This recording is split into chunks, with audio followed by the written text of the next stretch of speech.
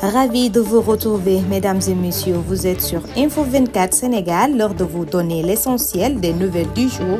Bonjour et bienvenue à tous. Démarrons l'actualité avec la politique. Affaire des 125 milliards de francs CFA, une grosse somme déjà collectée pour Farbangom. Farbangom, député maire des Agnam, risque de perdre son immunité parlementaire et bien plus encore, mais ils peuvent compter sur l'appui de ses frères de parti et ses amis foutanqués pour le défendre face au régime de Diomaye, selon nos sources, après la démonstration de force de l'Alliance pour la République APR lors du grand rassemblement à son siège.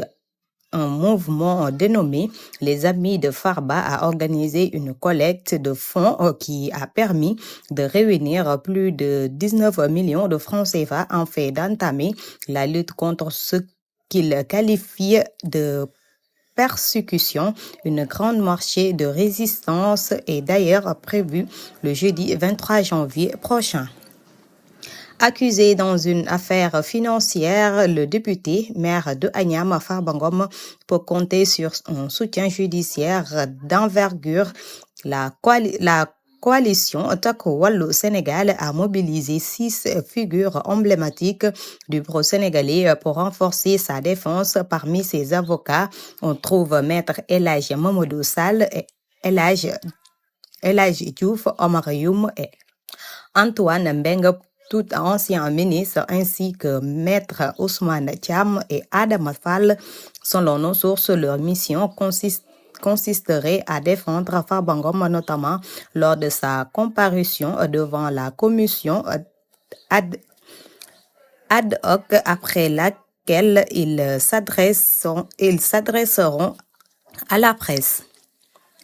Près d'une dizaine de députés depuis les indépendances de nos jours ont subi le mécanisme de l'immunité parlementaire, un procès qui consiste à déposséder le parlementaire de toute protection pour le rendre justifiable devant les cours et tribunaux, une procédure qui n'a jamais été déclenchée durant les 40 ans de règne des socialistes.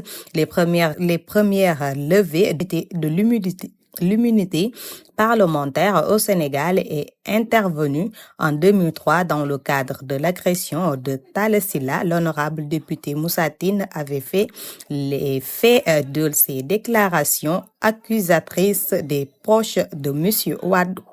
Dans cet acte ignoble, l'ancienne première dame du Sénégal, Marème Faye Sall, a été aperçue à Dakar la semaine dernière, selon nos informations, dans son édition de ce lundi 20 janvier. Marème Faye Sall a résidé au Maroc avec sa famille depuis la fin du mandat présidentiel de son époux. Macky Sall a effectué un bref séjour dans la capitale sénégalaise. Durant sa visite, elle a présenté ses condoléances à 2 familles endeuillées. Elle s'est d'abord rendue à Castor, au domicile du feu Souley Sy, un homme d'affaires influent récemment décédé. Enfin, elle a fait escale chez la députée Binta Mbacké, membre du groupe Takku Wallu, dont la famille est également en deuil. En société, un système bien rodé fondé sur le faux a permis un détournement massif des fonds Covid logés au ministère de la Femme, de la Famille, du Genre et de la Protection de l'Enfance.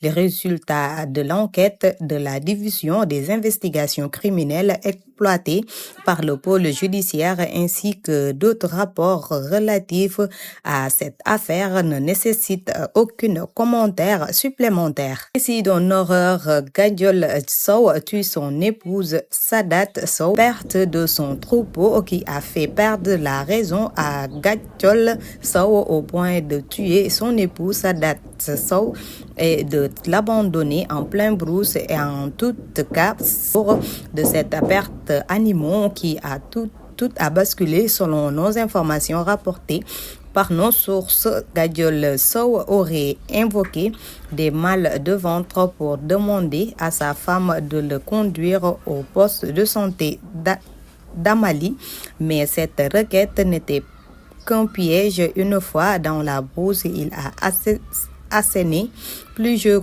coups de machette à son épouse, allant jusqu'à lui arracher le tendon d'Achille. Les responsables de clients de l'hôtel russe Baobab de Pointe-Sarène ont vécu un week-end très mouvementé, marqué par de violents affrontements entre les efforts de l'ordre de la localité et des malfaiteurs. Ces dernières, une vingtaine, se sont introduits dans l'hôtel, ont neutralisé les vigiles trouvés sur place et échangé des tirs d'armes à feu avec les Padors avant de s'enfuir avec plus de 12 millions de francs CFA selon nos informations. Un drame a secoué le quartier de Grand Yoff la semaine dernière. Malik N, un jeune homme de 25 ans, a été retrouvé pendu dans sa chambre. Son corps a été transporté à l'hôpital Idrissa Pouye, situé dans la même localité selon nos sources rapportées. Il aurait laissé une lettre d'adieu où il écrivait « J'en ai assez de la vie, personne ne m'en fait de mal. J'en veux à personne, je pars sans regret ».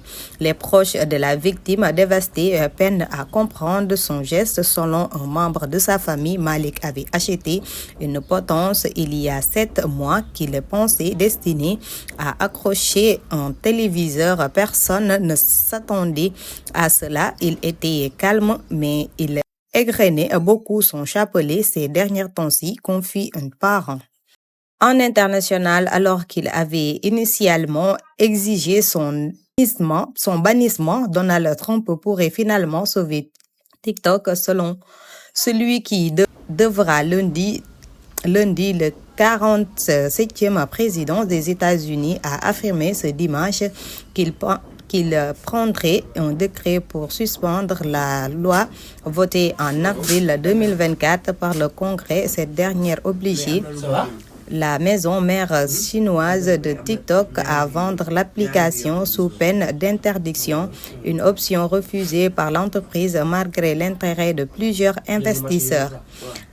Drame dans la nuit de samedi à dimanche à Marseille, un videur de la boîte de nuit Fahrenheit, situé dans le 11e arrondissement, a été abattu par un homme armé. Ce dernier avait été refoulé de l'établissement quelques instants auparavant. Âgé de 37 ans, employé a succombé à une balle dans la tête avant que le suspect ne prenne fuite. C'en est tout pour cette flash d'informations. Merci de l'avoir suivi.